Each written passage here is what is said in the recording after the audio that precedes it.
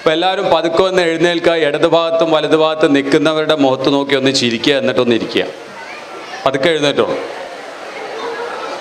തൊട്ടടുത്ത് നിൽക്കുന്നവരെ നോക്കിയിട്ടൊന്ന് നന്നായിട്ട് ചിരിക്കുക. ഇടതുഭാഗത്തും വലതുഭാഗത്തേക്ക് നോക്കുക. പതുക്കെ ഇരുന്നോളൂ. കുട്ടികൾ, അതാണ് നമ്മളുടെ ഏറ്റവും വലിയ പ്രശ്നം. മക്കളാണ് എല്ലാ കുടുംബത്തിലെയും വലിയ പരാക്രമശാലികളും വലിയ പ്രശ്നക്കാരും. ഈ മക്കളെ നോക്കുന്ന കാര്യത്തിൽ ഉമ്മമാർ വല്ലാണ്ട് ബുദ്ധിമുട്ടുന്നു. ഉപ്പമാർ പലപ്പോഴും ഇവരുടെ മുന്നിൽ കാര്യങ്ങൾ അടിച്ചേൽപ്പിക്കുന്ന വില്ലനായിട്ട് പരിണമിക്കുന്നു. 13 വയസ്സ് കഴിഞ്ഞ് 15 വയസ്സ് 18 വയസ്സ് 19 വയസ്സിലേക്ക് കടക്കുന്ന ടീനേജിൽ ഉമ്മയും ഉപ്പയും പറഞ്ഞാൽ കേൾക്കാത്ത ഒരു വില്ലനായ മകനോ മകളോ വീട്ടിനകത്ത് പ്രശ്നക്കാരനായിട്ടുണ്ടാകും. ഇതിന് ഞാൻ എന്താ ചെയ്യേണ്ടതെന്ന് ഓർത്തിട്ട് ഉറക്കം നഷ്ടപ്പെടുന്ന ഉമ്മയും ഉപ്പയുമാണ്. പല വേദികളിലും ഇതേപോലെ ക്ലാസ് എടുക്കുമ്പോൾ പലപ്പോഴും ക്ലാസ് കഴിഞ്ഞാലുള്ള ഫോൺ കോളുകൾ പലപ്പോഴും എന്താണെന്ന് വെച്ച് കഴിഞ്ഞാൽ, കുട്ടി വഴിതെറ്റിപ്പോവോ, എൻ്റെ മോൻ പഠിക്കുന്നത് കോളേജിലാണ്, മോള് പഠിക്കുന്നത് കോളേജിലാണ്, അവളുടെ കയ്യിൽ സ്മാർട്ട് ഫോൺ ഉണ്ട്, അവൾ കമ്പ്യൂട്ടർ ഉപയോഗിക്കുന്നുണ്ട്, ഇൻ്റർനെറ്റ് ഉപയോഗിക്കുന്നുണ്ട്. അപ്പോൾ ഈ ഇൻ്റർനെറ്റൊക്കെ ഉപയോഗിക്കുന്ന കുട്ടി അങ്ങനെ വഴിതെറ്റിപ്പോവോ, കുട്ടി എൻ്റെ കയ്യിൽ നിന്ന് പിടിവിട്ടു പോവോ, ഈ ആശങ്കകളില്ലാത്ത ഒരു രക്ഷകർത്താവും ഇന്നത്തെ കാലത്തില്ല. അപ്പോൾ ഈ ആശങ്കകൾ എങ്ങനെ ദൂരീകരിക്കാം, എങ്ങനെ നമുക്ക് അവരുമായിട്ട് സമരസപ്പെട്ടുകൊണ്ട് പോകാം, കുട്ടി കേടുവന്നു പോകുമെന്നുള്ള ആശങ്ക എന്തുകൊണ്ട് നമ്മുടെ മനസ്സിൽ വരുന്നു, എങ്ങനെ ആ ആശങ്കകൾ ഇല്ലാതെ നമുക്ക് ജീവിക്കാൻ പറ്റും, ഈ കാര്യങ്ങളെക്കുറിച്ചാണ് ഏറ്റവും കൂടുതൽ ചർച്ച ചെയ്യേണ്ടത് ഇന്നത്തെ കാലത്ത്. എറിക് ബേൺ പറഞ്ഞിട്ടുള്ള ട്രാൻസാക്ഷണൽ അനാലിസിസ് പറഞ്ഞിട്ടുള്ള അടിസ്ഥാന ജീവിത നിലപാടുകളുണ്ട് നമ്മൾ ഓരോരുത്തരും സ്വീകരിച്ചിട്ടുള്ള. ഈ അടിസ്ഥാന ജീവിത നിലപാടുകൾ ഏതാണെന്ന് മനസ്സിലാക്കി കഴിഞ്ഞാൽ എന്തുകൊണ്ടാണ് പലപ്പോഴും വീട്ടിനകത്തായാലും കുടുംബത്തിൽ നമ്മുടെ സമൂഹത്തിൽ ഒക്കെയും നമ്മൾ പ്രശ്നങ്ങൾ ഉണ്ടാക്കുന്നവരും നമ്മൾ അതുമായിട്ട് ഒത്തുപോകാൻ പറ്റാത്ത ഒരാളായിട്ട് മാറുന്നു എന്നുള്ളത് മനസ്സിലാക്കാൻ പറ്റും. ആ അടിസ്ഥാന ജീവിത നിലപാടിൽ ഏറ്റവും ആദ്യത്തേത് പറയുന്നത് I am okay, you are not okay. ഞാൻ ശരിയാണ്, നിങ്ങൾ ശരിയല്ല.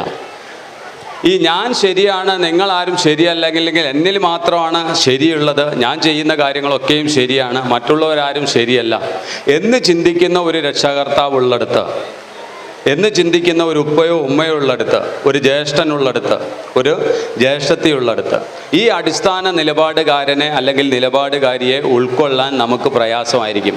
പലപ്പോഴും നമ്മൾ പേടിച്ചുകൊണ്ടോ ബഹുമാനത്തിൻ്റെ പേര് പറഞ്ഞുകൊണ്ടോ മിണ്ടാതിരിക്കുമെങ്കിലും അവർ പോയിക്കഴിഞ്ഞാൽ വല്ലാത്തൊരു തൊല്ലാണ് ഈ സാധനത്തിനെ കൊണ്ട്. എങ്ങനെ ഇതിനായിട്ട് ഒത്തുപോവുക, എന്തു പറഞ്ഞാലും ഇയാൾ പറയണത് മാത്രം ശരി, നമ്മളാരും പറയണതൊന്നും ശരിയല്ല.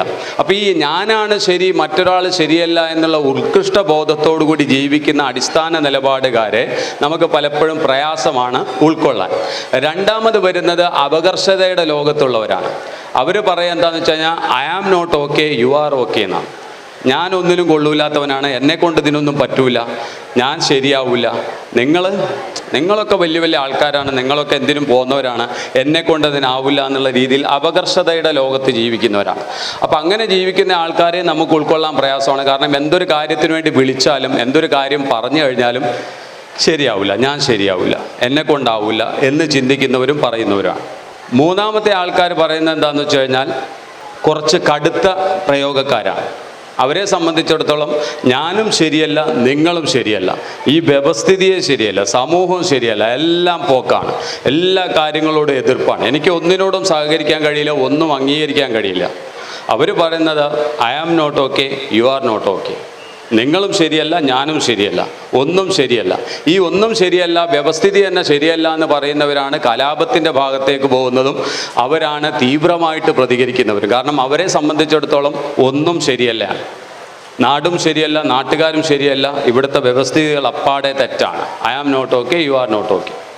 നാലാമത്തെ അടിസ്ഥാന ജീവിത നിലപാടിലേക്ക് വരുമ്പോഴാണ് ശാന്തിയും സമാധാനവും മറ്റുള്ളവരെ മനസ്സിലാക്കാനുള്ള ആശങ്കകളില്ലാത്ത ജീവിതത്തിലേക്ക് നമുക്ക് വരാൻ കഴിയുക. I am okay, you are okay. ഞാനും ശരിയാണ്, നിങ്ങളും ശരിയാണ്. അപ്പോൾ ഞാനും നിങ്ങളും ശരിയുടെ ലോകത്തേക്ക് ജീവിക്കുന്ന ഒരു കുടുംബ വ്യവസ്ഥിതിയിൽ നിന്ന് വേണം സാമൂഹ്യ വ്യവസ്ഥിതിയിലേക്ക് നമുക്ക് മാറാൻ. അപ്പോൾ ആ കുടുംബ വ്യവസ്ഥിതിയിൽ എൻ്റെ ശരികൾ ഞാൻ കണ്ടെത്തണം, അതേപോലെ മറ്റൊരാളിലെ ശരികളും എനിക്ക് കണ്ടെത്തേണ്ടതുണ്ട്. അപ്പോൾ ആ ശരികളിലേക്ക് പറയുമ്പം നീ ശരിയല്ലെന്ന് പറഞ്ഞു ഞാൻ ചൂണ്ടുന്ന എൻ്റെ വിരലുകൾ, നിന്നെ കുറ്റവാളിയാക്കാൻ, നിന്നെ കുറ്റപ്പെടുത്താൻ ഞാൻ വിരൽ ചൂണ്ടുമ്പോൾ മനസ്സിലാക്കേണ്ടത് 3 വിരലുകൾ എനിക്ക് നേരെ ചൂണ്ടുമ്പോഴാണ്, ഞാൻ ശരിയല്ലെന്ന് പറയാതെ പറയുമ്പോഴാണ് ഒരാളെ ഒരു വട്ടം ശരിയല്ലെന്ന് എനിക്ക് പറയാൻ കഴിയാം. ഞാനിങ്ങനെ ചൂണ്ടുമ്പം ആരെയാണോ ഞാൻ കുറ്റപ്പെടുത്തിക്കൊണ്ട് ആരുടെ നേരേക്കാണോ വിരൽ ചൂണ്ടുന്നത്, അതേ വിരലുകളിൽ 3 എണ്ണം എൻ്റെ നേരെ തിരിഞ്ഞിരിക്കുന്നു എന്നുള്ള സത്യം പലപ്പോഴും നമ്മൾ മറന്നു പോകാറാണ് പതിവ്. അപ്പം ഇവിടെ ഞാൻ 3 വട്ടം ശരിയായെങ്കിൽ മാത്രമേ ഒരാളോട് എനിക്ക് ശരികേടിനെ കുറിച്ച് പറയാൻ കഴിയൂ. എന്നെ ശരിയിലേക്ക് സ്ഫുടം ചെയ്തെടുത്താലേ ഞാൻ ശരിയിലേക്ക് വന്നു കഴിഞ്ഞാലേ മറ്റൊരാളുടെ തെറ്റിനെക്കുറിച്ച് പറയാൻ എനിക്ക് പാടുള്ളൂ എന്ന തിരിച്ചറിവിലാണ് ഞാനും ശരിയാണ് നിങ്ങളും ശരിയാണെന്നുള്ള അടിസ്ഥാന ജീവിത നിലപാടിലേക്ക് വരാൻ കഴിയുള്ളൂ. അപ്പം അവിടെ ഞാനെന്ന ഉത്കൃഷ്ട ഭാവത്തിൽ നിന്ന് മാറി നടന്നുകൊണ്ട് നമ്മളെന്ന ഭാവത്തിലേക്ക് വരുമ്പോഴാണ് കുടുംബ സംഗമം കൊണ്ട് നമ്മൾ ഉദ്ദേശിക്കുന്ന അർത്ഥത്തിലേക്ക് ചെല്ലാൻ കഴിയുള്ളൂ. ആ അർത്ഥതലങ്ങളിലേക്ക് വരുമ്പോൾ ഭർത്താവ്, ഭാര്യ, സ്നേഹം എന്നൊക്കെ പറയുന്നത് പലപ്പോഴും നമ്മൾ കേട്ടിട്ടുണ്ട്. ഇതര മതസ്ഥരുടെ ചടങ്ങുകൾ, ഇപ്പം നമ്മളിലുണ്ടാകാം ആ ചടങ്ങുകൾ. മോതിരം, വിവാഹമോതിരം ഏത് വിരലിലാണ് മോതിരം അണിയുന്നത്? അമ്മമാര് ഏത് വിരലാണ്? മോതിര വിരൽ എന്ന് പറഞ്ഞിട്ടൊരു വിരൽ തന്നെ ഉണ്ട് അല്ലേ? ഇതാണ് കല്യാണ മോതിരം കൈമാറുന്ന വിരൽ എന്ന് പറയുന്നത്. ചിന്തിച്ചിട്ടുണ്ടോ എന്തുകൊണ്ടാണ് ഈ വിരലിൽ തന്നെ മോതിരം ഇടുന്നത്? അതിനെന്തെങ്കിലും കാരണമുണ്ടോ? എന്തുകൊണ്ടാവാം ഈ വിരലിലേക്ക് മോതിരം കൈമാറുന്നത്? ആർക്കെങ്കിലും പറയാൻ പറ്റുമോ? അപ്പോൾ നമുക്ക് ചെറിയൊരു സംഭവം ചെയ്തു നോക്കാം. എന്തുകൊണ്ടായിരിക്കാം അവരിങ്ങനെ ഇത് വിവാഹമോതിരം, മോതിര വിരൽ എന്ന് പറഞ്ഞുകൊണ്ട് ഈ മോതിര വിരലിനെ നമ്മളുടെ മുമ്പിലേക്ക് പരിചയപ്പെടുത്തുന്നത് എന്താ? കൈകളിങ്ങനെ ഉയർത്തിപ്പിടിക്കല്ല, കൈകളിങ്ങനെ ഉയർത്തിപ്പിടിച്ചു, കൈകളിങ്ങനെ ഉയർത്തിപ്പിടിച്ചിട്ട് ഞാൻ ഈ കാണിക്കുന്ന പോലെ നടുവിലെ വിരല് മടക്കി വെക്കുക. നടുവിലെ വിരല് മടക്കിയിട്ട് പരസ്പരം ചേർത്ത് വെക്കുക. ഈ നടുവിരല് പരസ്പരം മടക്കിയിട്ട് ചേർത്ത് വെക്കുക. ചേർത്ത് വെച്ചോ? ചേർത്ത് വെച്ചു. ഇതേപോലെ ചെയ്തു നോക്കാം. ഇനി എല്ലാ വിരലും ഒന്ന് ചേർത്ത് വെക്കും. മറ്റു വിരലുകളൊക്കെ ഈ വിരല് നടുവിരല് മടക്കിക്കൊണ്ട് ഇങ്ങനെ ചേർത്ത് പിടിക്കുക. എന്നിട്ട് ഓരോ വിരലും ചേർത്ത് പിടിച്ചോളൂ. ഇതേപോലെ. Thank you. ഇതേപോലെ ചേർത്ത് വെച്ചോ? ചേർത്ത് വെച്ചോ? ഇനി പതുക്കെ തള്ളവിരലൊന്ന് വിടിവിച്ചു നോക്കാം. ഇതേപോലെ ഈ വിരൽ അവിടെ നിന്ന് മാറ്റരുത്. ഈ ഒട്ടിച്ച് വെച്ച വിരല്, മടക്കി വെച്ച വിരല് മാറ്റരുത്. തള്ളവിരൽ മാറ്റി പിടിച്ചു നോക്കും. മാറ്റാൻ പറ്റുന്നില്ലേ? മാറ്റാൻ പറ്റുന്നില്ലേ? പതുക്കെ ചൂണ്ടുവിരൽ മാറ്റി നോക്കൂ. മാറ്റാൻ പറ്റുന്നില്ലേ? എടുക്കാൻ പറ്റുന്നില്ലേ? പതുക്കെ ചെറുവിരൽ മാറ്റി നോക്കൂ. മാറ്റാൻ പറ്റുന്നില്ലേ?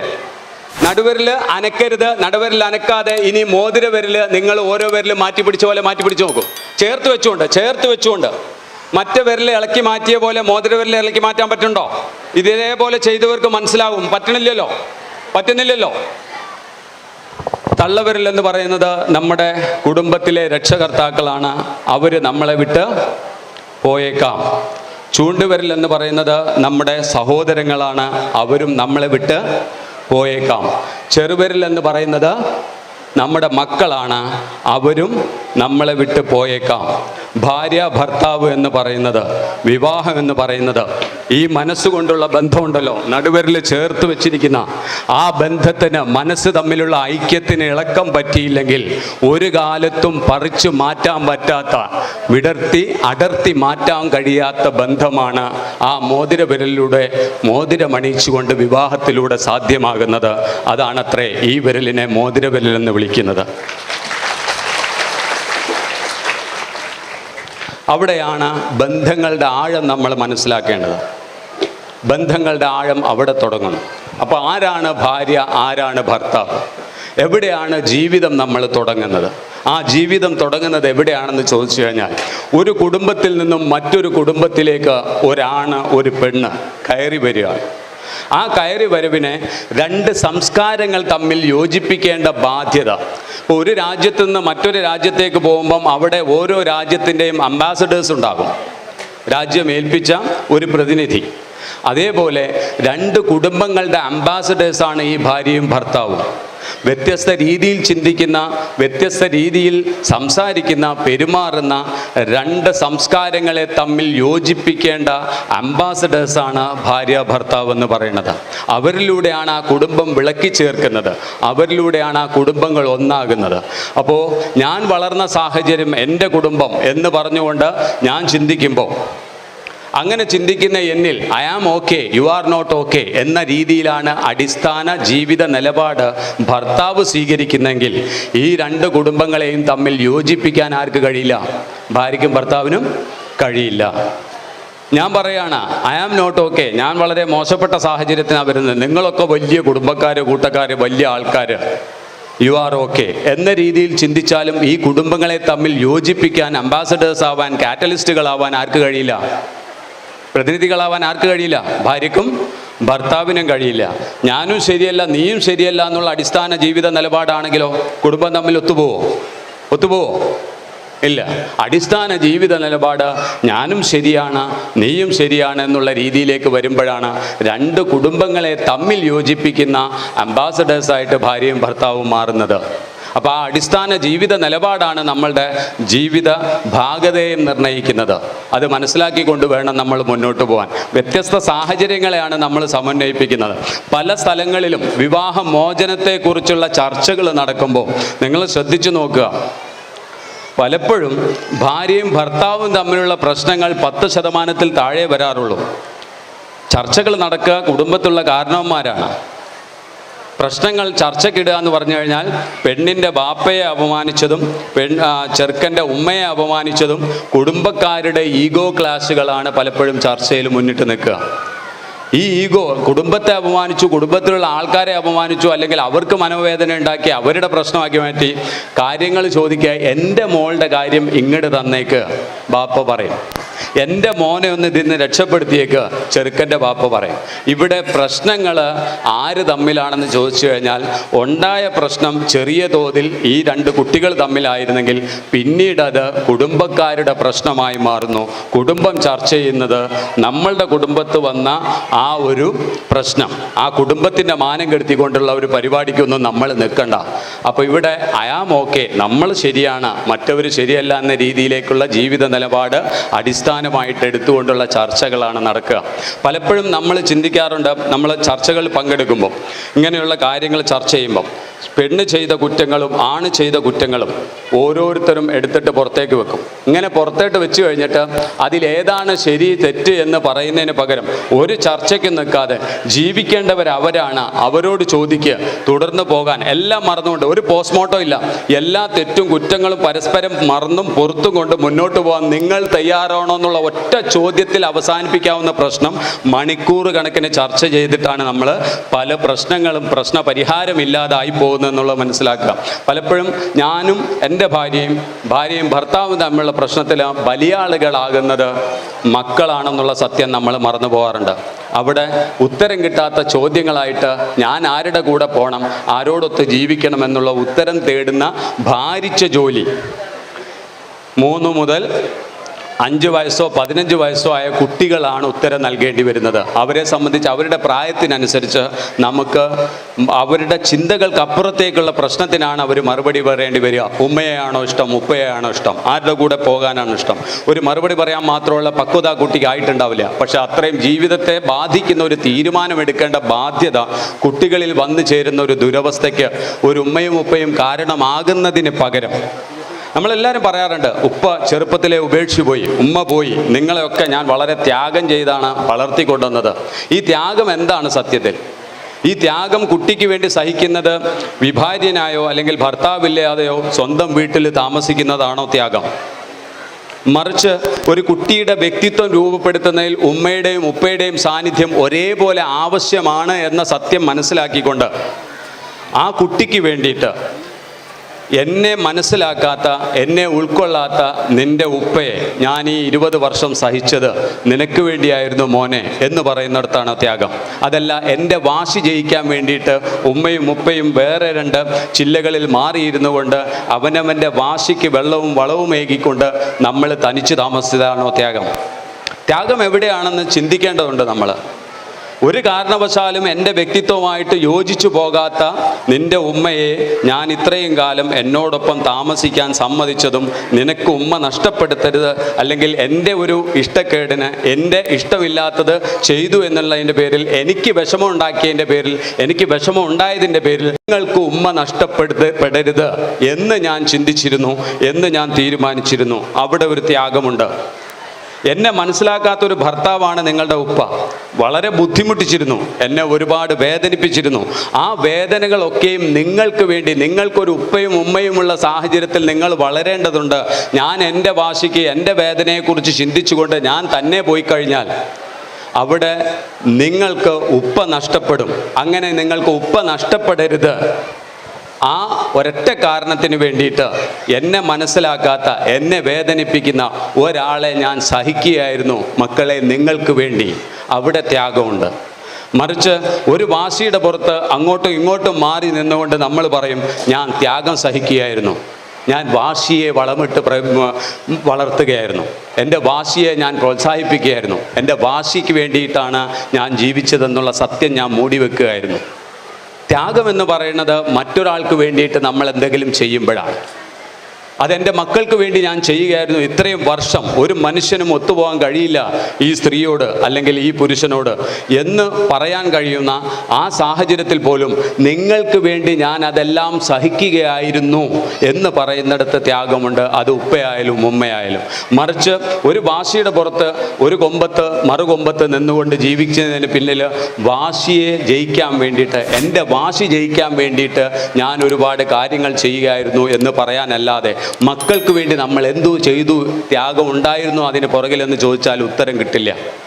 കാരണം മക്കൾക്ക് വേണ്ടിയിട്ടല്ല ഞാൻ ആ തീരുമാനം എടുത്തത്, എൻ്റെ വാശിക്ക് വേണ്ടിയിട്ടാണ്, എൻ്റെ വാശി ജയിക്കാൻ വേണ്ടിയിട്ടാണ്. അപ്പോൾ ത്യാഗം എന്ന വാക്കിനെ നമ്മൾ നിർവചിക്കുന്നിടത്ത്, നമ്മളതിനെ അർത്ഥം കൊടുക്കുന്നിടത്ത് ചെറുതായിട്ടൊന്ന് മാറി ചിന്തിച്ചു കഴിഞ്ഞാൽ ഒരുപാട് കലഹങ്ങൾക്ക്, ഒരുപാട് പ്രശ്നങ്ങൾക്ക് വീട്ടിനകത്ത് തന്നെ പ്രതിവിധിയുണ്ടെന്നുള്ള സത്യം മനസ്സിലാക്കുക. ഞാൻ എൻ്റെ കുടുംബത്തിന് വേണ്ടി ജീവിക്കുന്നു എന്ന് പറഞ്ഞു കഴിഞ്ഞാൽ എൻ്റെ മക്കൾക്ക് ഉമ്മയും ഉപ്പയും ഒരേപോലെ ഒരു കുടുംബത്തുണ്ടാകുമ്പോഴാണ് ആ കുടുംബത്തിൽ മക്കൾ നന്നായിട്ട് വളരുമെന്നുള്ള സത്യം മനസ്സിലാക്കുക. കാരണം എവിടെ സ്കൂളിൽ എടുത്തു കഴിഞ്ഞാലും, നേരത്തെ പി.കെ. ഗോപി സാർ പ്രസംഗിച്ചാൽ കുറേ കൗമാരക്കാരായിട്ടുള്ള കുറ്റവാളികളുടെ ലിസ്റ്റ് എടുത്തു കഴിഞ്ഞാലും പ്രശ്നക്കാരായിട്ടുള്ള മക്കൾ പലപ്പോഴും സ്പ്ലിറ്റ് ഫാമിലിയിൽ നിന്ന് വരുന്നവരാണ്. ഉമ്മയും ഉപ്പയും അകന്ന് താമസിക്കുന്ന വീടുകളിലാണ് കുറ്റവാസനയുള്ള കുട്ടികൾ ഉണ്ടാകുന്നതെന്നാണ് പഠനങ്ങൾ തെളിയിക്കുന്നത്. അതുകൊണ്ടാണ് ഞാൻ പറഞ്ഞത്, മക്കൾക്ക് വേണ്ടിയാണ് ഞാൻ ജീവിച്ചതെന്ന് നെഞ്ചിൽ കൈവച്ചൊരു ഉമ്മയ്ക്ക്, നെഞ്ചിൽ കൈവച്ചൊരു ഉപ്പയ്ക്ക് പറയാൻ കഴിയണമെങ്കിൽ ആ കുട്ടികൾക്ക് വാശിയുടെ പുറത്ത് ഉമ്മയോ ഉപ്പയോ നഷ്ടപ്പെടുത്തിക്കൊണ്ടുള്ള തീരുമാനമാവരുത്.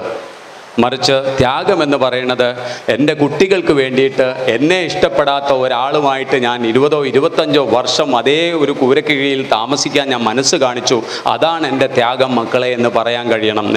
നെഞ്ചിൽ കൈവച്ചുകൊണ്ട് പറയാൻ കഴിയണം. വിട്ടുവീഴ്ചകളുടേതാവണം ലോകം. ആ വിട്ടുവീഴ്ചകൾക്ക് വേണ്ടി പരിശ്രമിക്കുമ്പോഴും അതിനുവേണ്ടി ജീവിക്കുമ്പോഴാണ് അവിടെ ത്യാഗം ഉണ്ടാകുന്നുള്ളൂ. മറിച്ച് നമ്മുടെ വാശിയെയാണ് നമ്മൾ സംരക്ഷിക്കുന്നത്. ആ വാശി സംരക്ഷിക്കപ്പെടാൻ വേണ്ടി ത്യാഗമെന്ന പേരിട്ട് നമ്മൾ വിളിക്കുന്നു എന്നുള്ള സത്യം ഓരോരുത്തരും മനസ്സിലാക്കുക. I am okay, you are okay എന്നുള്ള രീതിയിൽ നിങ്ങളും ശരിയാണ്, ഞാനും ശരിയാണ്, നിങ്ങളുടെ ഭാഗവും ശരിയാണ്, എൻ്റെ ഭാഗവും ശരിയാണ് എന്ന് ചിന്തിക്കാനുള്ള മനസ്ഥിതി ഉണ്ടാക്കി കഴിഞ്ഞാൽ, അടിസ്ഥാന ജീവിത നിലപാട് അതാക്കി കഴിഞ്ഞാൽ ഒട്ടുമിക്ക പ്രശ്നങ്ങൾക്കും പരിഹാരമുണ്ടാകും. അവിടെ വാശിയല്ല ജയിക്കുന്നത്, വിട്ടുവീഴ്ചകളാണ് ജയിക്കുന്നത്. ആ വിട്ടുവീഴ്ചയിലാണ് കുടുംബത്തിലെ സമാധാന അന്തരീക്ഷം ഉണ്ടാവുകയുള്ളൂ. അപ്പോൾ ഇവിടെ അടിസ്ഥാന ജീവിത നിലപാടെന്ന് പറയുന്നത് മറ്റേയാളെ മനസ്സിലാക്കുകയും അതിനനുസരിച്ച് ജീവിക്കാൻ ശ്രമിക്കുകയും ചെയ്യുക എന്ന് പറയുമ്പോഴാണ്. ഇനി നമുക്ക് കുട്ടികളുടെ ജീവിതത്തിലേക്ക് വരാം.